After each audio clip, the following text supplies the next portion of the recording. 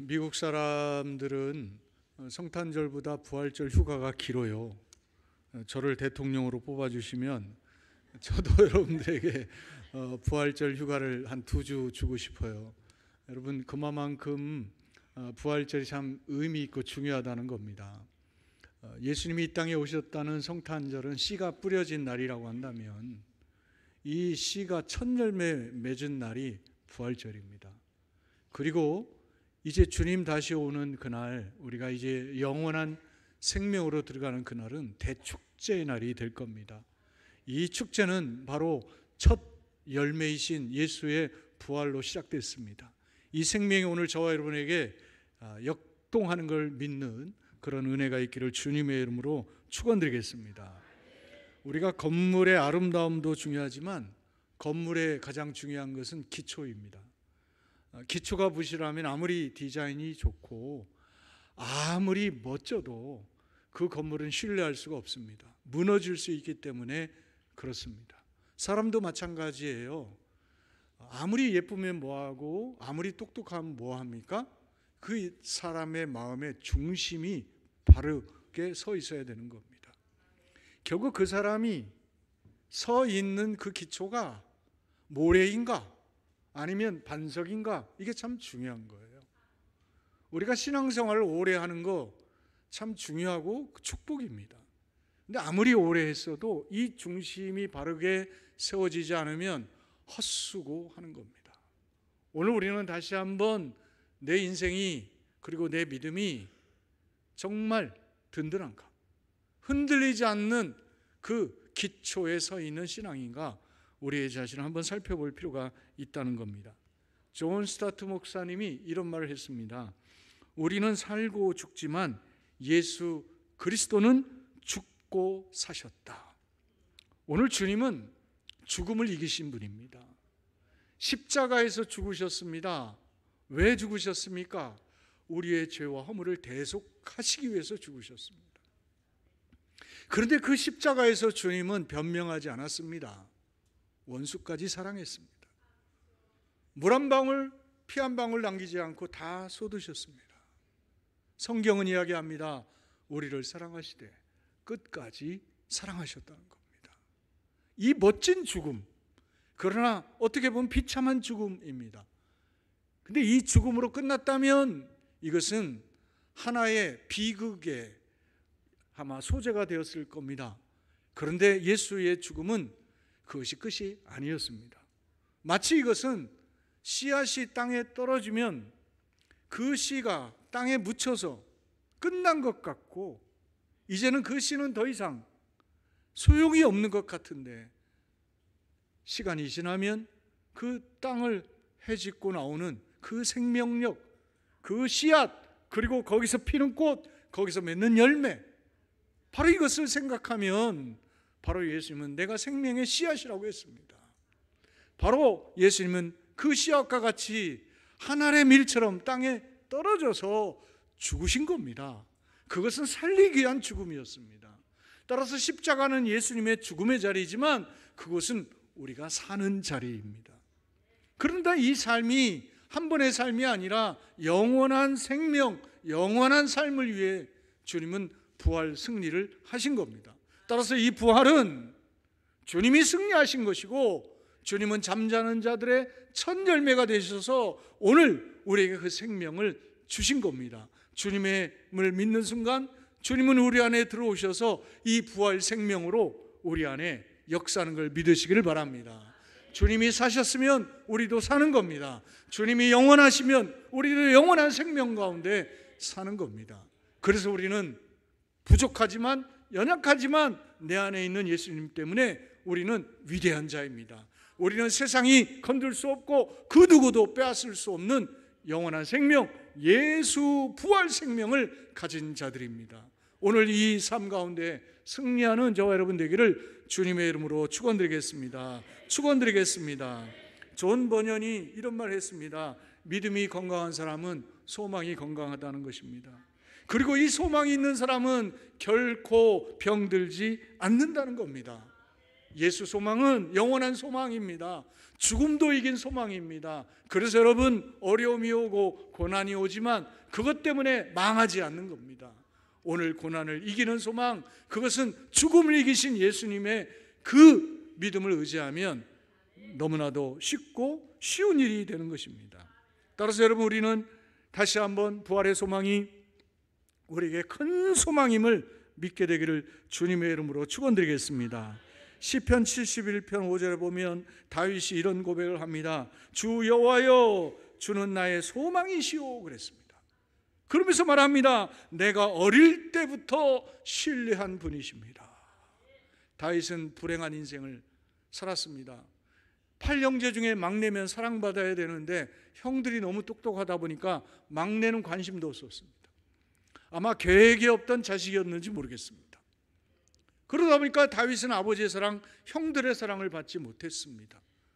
심지어는 아버지가 전쟁에 나간 그 세 형들을 위해서 음식을 갖다 주라고, 간식을 갖다 주라고 갔는데도 형들이 네가 구경하러 왔냐? 너는 항상 그렇다라고 하면서 핀잔합니다.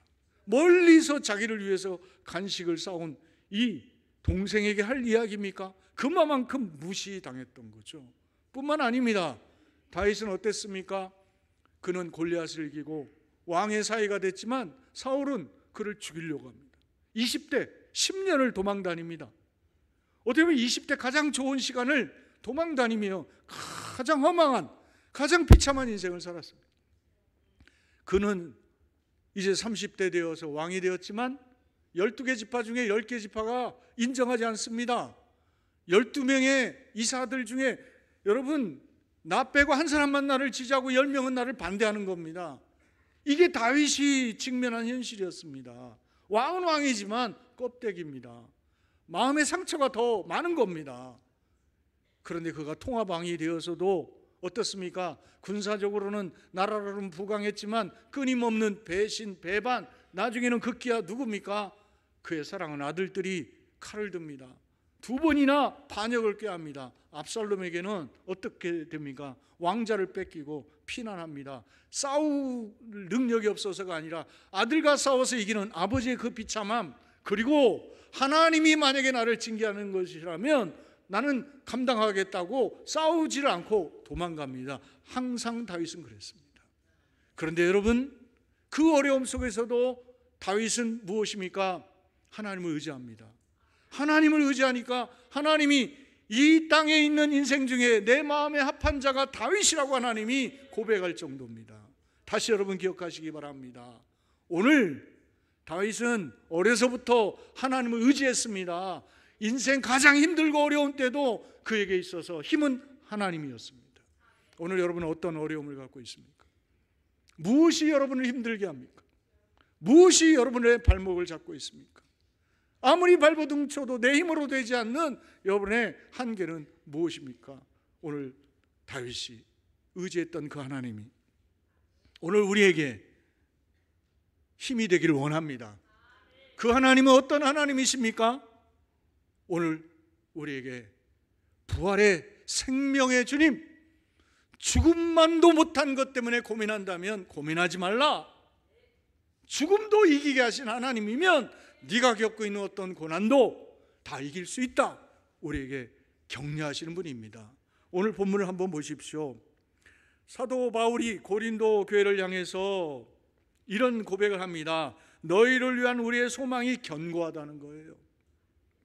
근데 도대체 이 소망이 견고한 게 뭡니까? 너희가 고난에 참여하는 자가 된 것 같이 무엇에도요? 위로에도 그러할 줄을 알기 때문이라는 거예요. 지금 너희가 고난당하고 있지.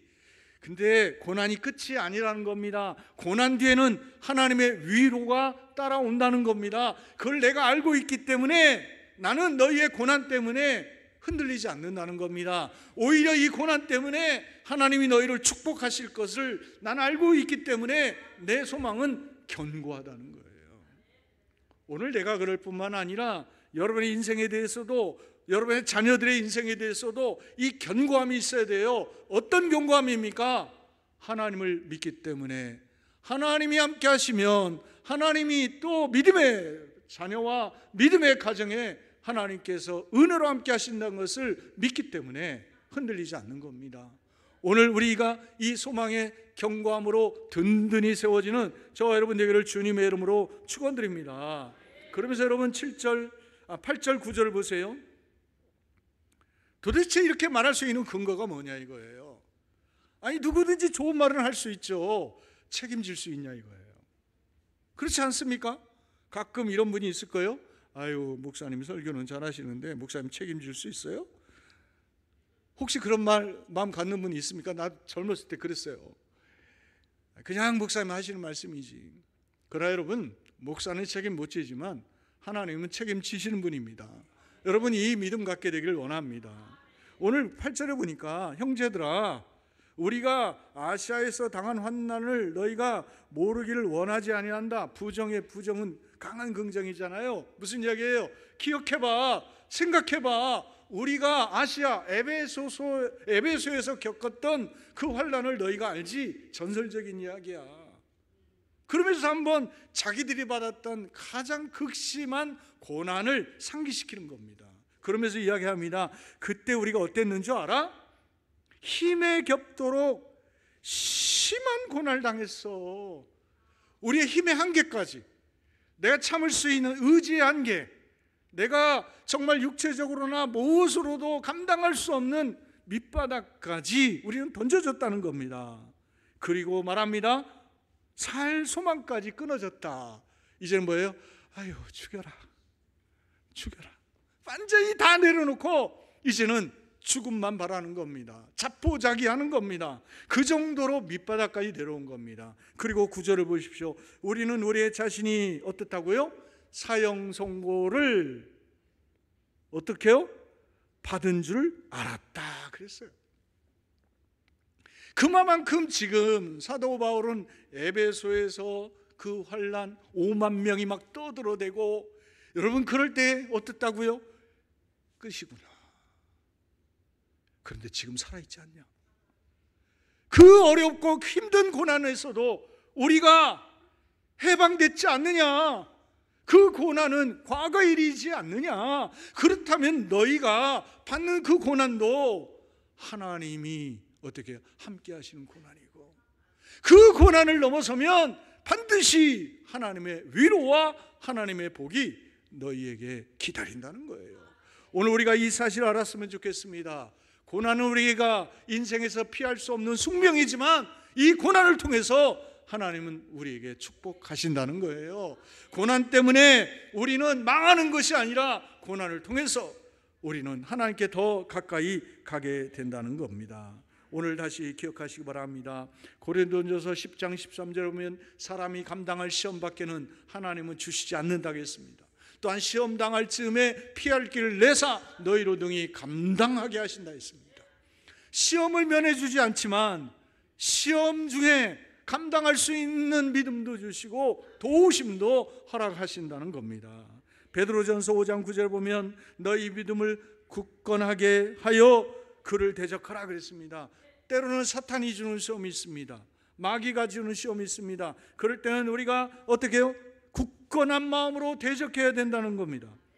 그러면서 말합니다. 이는 세상에 있는 너희 형제들도 동일한 고난을 당하는 것을 너희가 알기 때문이다 그랬습니다. 오늘 나만 당하는 고난이라고 한다면 하나님께 따지세요. 그러나 믿음의 사람들이 겪는 고난을 나도 겪고 있다면 감사하시라고요. 야, 이제 하나님이 나를 축복하시는구나. 아, 나에게도 하나님이 기회를 주시는구나. 하나님이 나를 통해서 새로운 일들을 행하시는구나 라는 거예요. 실제로 저도 사람들을 많이 관리해 보지만 리더의 입장에서는요, 정말 사람을 제대로 쓰기 위해서 한번 테스트합니다. 어려운 일을 맡기는 겁니다. 내가 봐도 저 사람이 감당할 수 없는 일인데 숙제를 주는 겁니다. 그거를 완벽하게 해오라는 게 아닙니다. 어떻게 하는지를 보는 겁니다. 하려고 하는가? 고민하는가? 애쓰는가? 이거를 보고서 어떻게 해요? 합격을 주는 겁니다. 오늘 우리가 기억하셔야 합니다. 하나님은 이러한 숙제들을 우리에게 가끔 주시는 게 고난입니다. 고난은 그래서 하나님이 우리에게 뭐 하는 거예요? 새로운 역사를, 새로운 기대를 가지고 우리를 사용하시려고 우리에게 주시는 하나님의 찬스입니다. 오늘 그런 의미에서 본다면 이 고난은 피하는 게 능사가 아니라는 것입니다. 고난 앞에서 우리가 담대함을 갖는 게 중요한 겁니다. 고난 중에도 하나님은 우리를 버리지 않기 때문에 그렇습니다. 고난이 정말 하나님이 주신 것이라고 한다면 하나님은 이 고난을 통해서 축복하실 것을 믿기 때문입니다. 오늘 이 마음을 갖는 저와 여러분 되기를 주님의 이름으로 축원드립니다. 그래서 시편 39편 7절에 보면 다윗이 이런 고백합니다. 주여 이제 내가 무엇을 바라리요? 나의 소망은 주께 있나이다. 무엇을 더 이상 바라겠느냐? 주님께 소망이 있고 주님이 함께하면 나는 어떤 상황도 이길 수 있다는 것입니다. 페스탈로치가 이런 말을 했어요. 고난과 눈물이 나를 높은 단계로 이끌어 올렸다는 거예요. 고난과 눈물이 없었으면 내가 이렇게 고상해지지 않았다는 거예요. 그러면서 말합니다. 보석과 이 세상의 즐거움은 이것을 주지 못했다는 겁니다. 세상이 주지 않는 것을 고난을 통하여 내가 믿음으로 하나님을 만나고 하나님 안에서 내가 음성을 듣고 인도하심을 받으면 내가 상상할 수 없었던 경지에 내가 이르게 된다는 겁니다. 사랑하는 성도 여러분, 부활만큼 우리에게 확실한 위로가 되는 게 없습니다. 죽음도 이기셨으니 죽음을 이기신 주님과 함께 내가 무엇을 못 이기랴. 어떤 고난도 나는 이 부활의 믿음으로, 부활의 신앙으로 이겨내겠다. 이겨내게 부활하신 주님이 도와주신다. 이 마음을 가지고 다시 한번 일어서는 저와 여러분 되기를 주님의 이름으로 축원드립니다. 9절 하반절에 보면 이는 그래요. 사형 선고받은 줄 알았는데 내가 너에게 소망으로 든든한 이유는 우리로 자기를 의지하지 말고 누구를 의지하라고요? 오직 죽은 자를 어떻게 하시는? 살리시는 하나님만 의지하게 하심이라 그랬습니다. 여러분, 고난이 왔는데요, 여전히 내 힘으로 하려고 하면 더 힘들어져요. 가끔 그런 경우 있죠? 제가 어렸을 때 생각이 나요. 할머니하고 이렇게 실 이렇게 하잖아요. 나 이거 많이 했어요. 실 감을 때 뭔가 몰라요? 그러다가 딱 엉켜요. 할머니 없으면 풀라고 나는 잡아당겨요. 그러면 엉켜버려요. 할머니는 그러면 됐다 하고 어떻게 해요? 가만히 가운데로 모아놓고 어디서부터인지 차근차근 풀어나갑니다. 절대로 어린애들은 안 되는 게 실 푸는 겁니다. 그거는 연세가 드셔야 할 수 있어요. 왜요? 경험해봤기 때문에. 인생이 마찬가지입니다. 꼬였는데 급하게 해결하려고 하면 더 꼬이는 거예요. 이럴 때는 어떻게 해야 되는 거예요? 여유를 가져야 돼요. 이 말의 의미는 무엇입니까? 우리가 내 생각, 내 의지가 아니라 하나님께 맡기고 기도하면서 하나님이 인도하실 때까지 기다리는 여유가 있어야 되는 거예요. 그런데 이 과정을 하지 않는 거예요. 오늘 우리가 다시 한번 생각해야 합니다. 오늘 분명한 것은 우리 의지로는 안 되는 것입니다. 오직 죽은 자를 살리신 하나님을 의지할 때 우리의 인생에 묶인 문제들이 풀어지는 것입니다. 다시 기억하시기 바랍니다.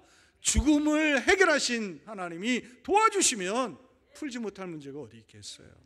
이 부활의 주님, 부활의 능력에 하나님을 의지하면서 우리 인생의 문제, 가정의 문제 풀어가는 저와 여러분 되기를 주님의 이름으로 축원드립니다. 그래서 중요한 게 뭡니까? 고난을 통해서 우리는 깨달아야 된다는 것입니다. 아, 하나님이 도우셔야 되는구나.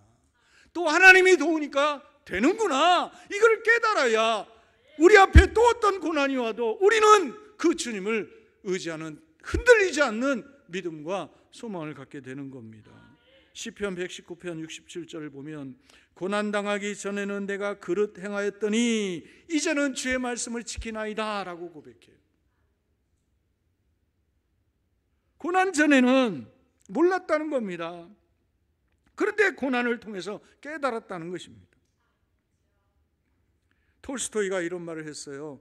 고통은 깨달음을 준다. 고통이 없다면 우리는 성장할 수 없다. 고통을 통해서 우리는 진리를 얻게 된다는 거예요. 다시 기억하시 바랍니다. 오늘 우리가 어떤 고난이든지 주님과 함께하는 고난이면 그곳에는 깨달음이 있습니다. 거기는 하나님의 인도하심이 있다는 겁니다.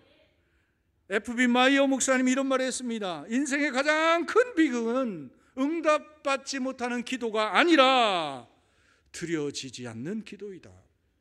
우리가 하나님을 향한 소망이 없기 때문에 기도조차 하지 않는 겁니다. 기도하지 않기 때문에 하나님의 인도하심이 없는 겁니다. 그런데 우리는 기도하지 않고 인도하지 않는다고, 기도만큼 해놓고 요만큼 안 온다고 우리는 늘 원망하고 불평하면서 우리가 살아가니 이게 얼마나 큰 비극입니까? 하나님의 능력이 없어서가 아닙니다. 하나님은 부활의 능력을 가지고 있습니다. 오늘 우리가 부활의 능력에 그 하나님, 그 주님을 믿고 그 능력이 내 능력이 되려면 우리는 그분에게 주목해야 합니다. 집중해야 합니다. 전적인 신뢰를 해야 합니다. 그럴 때 하나님의 능력은 오늘 우리의 삶 속에서 풀어지는 겁니다. 이 축복이 저와 여러분에게 있기를 주님의 이름으로 축원드립니다. 마지막 10절을 보십시오. 그가 이같이 큰 사망에서 우리를 건지셨고 그랬어요. 여러분, 이 죽음에 큰 죽음이 있다는 거예요. 이거는 우리의 육체의 죽음과 이것이 다름을 이야기하는 겁니다. 영적인 죽음, 죽어 지옥 가는 그 죽음에 대한 설명을 하는 겁니다. 우리를 부활하여 살리신 그 하나님은 단지 우리의 죽을 몸을 고쳐준 것이 아니고, 살려준 것이 아니고 영원한 죽음에서부터 우리를 구원해 주셨다는 겁니다. 그러면서 말합니다. 또 건지실 것이다. 그리고 말합니다. 후에도 건지시기를 원한다 그랬습니다. 오늘 이 말은 무슨 이야기입니까? 우리의 신앙이 부활신앙으로 무장이 되면 과거에 나를 살리신 하나님, 현재도 나를 살리시고 앞으로도 살리신 그 하나님에 대한 확실한 믿음을 가지고 우리가 살아가게 된다는 겁니다. 부활에는 세 가지의 부활이 있다고 주보에 제가 기록했죠. 과거의 부활이 있습니다. 예수님이 2000년 전 부활하신 역사적 부활입니다. 그리고 미래의 부활이 있습니다. 주님 다시 오실 때 잠자는 자들이 깨어 다시 부활의 생명으로 하나님 나라에 오를 것을 이야기합니다. 그러나 기억하십시오. 이 부활은 과거와 미래의 일이 아니라 오늘 우리에게서 일어날 일입니다. 현재적 부활, 이 부활의 능력이 내 안에서 살아 움직여야 됩니다. 주님은 죽지 않았습니다. 주님은 우리에게 임마누엘 하신다고 했습니다. 그러면 그 주님은 우리의 삶 속에 개입하시고 우리에게 도와주시는 분입니다. 아브라함을 도우신 하나님이 저 멀리 있는 것이 아니라 지금 나와 함께하는 겁니다. 예수를 살리신 하나님이 그때만 역사하는 게 아니라 지금 나에게도 역사하는 겁니다. 오늘 이 믿음을 갖게 되는 겁니다. 그래서 우리는 어떻게 해요? 고난에서도 하나님은 나를 건지신다, 또 건지신다, 또 건지실 것이다. 이 믿음을 가지고 우리가 살아가는 겁니다. 따라서 부활의 신앙은 나를 힘있게 합니다. 나를 당당하게 합니다. 있는 거 없지만, 배운 거 없지만, 가진 거 없지만, 아는 사람 없지만 하나님 한 분만으로 나는 충분한 그 삶을 살아가게 되는 겁니다. 그래서 시편 119편 71절에 보면 고난당하는 것이 내게 유익이라. 이로 인해 내가 주의 율례들을 배우게 되었다. 고백합니다. 고난을 통해서 배우는 자들 되기를 원합니다. 그래서 시편 62편 5절에 보면 다윗이 나의 영혼아 잠잠히 하나님만 바라라. 물은 나의 소망이 그로부터 나오는도다. 이렇게 고백합니다. 그는 수많은 위기가 있었어요. 그때마다 이 사람 저 바라봤을 거예요. 저 사람 바라봤을 거예요. 그런데 아니었어요. 그때 그가 깨달은 게 있습니다. 사람이 아니구나.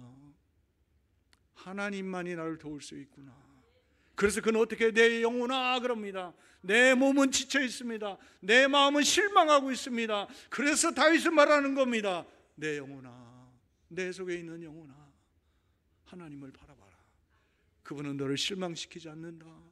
그러면서 말하는 겁니다. 그분을 바라봤더니 그분에게서부터 내게 무엇이 흘러와요?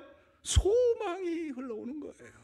다시 한번 우리가 이 축복, 이 은혜 가운데 살아가는 저와 여러분 되기를 주님의 이름으로 축원드립니다. 마지막 마틴 루터 이야기를 합니다.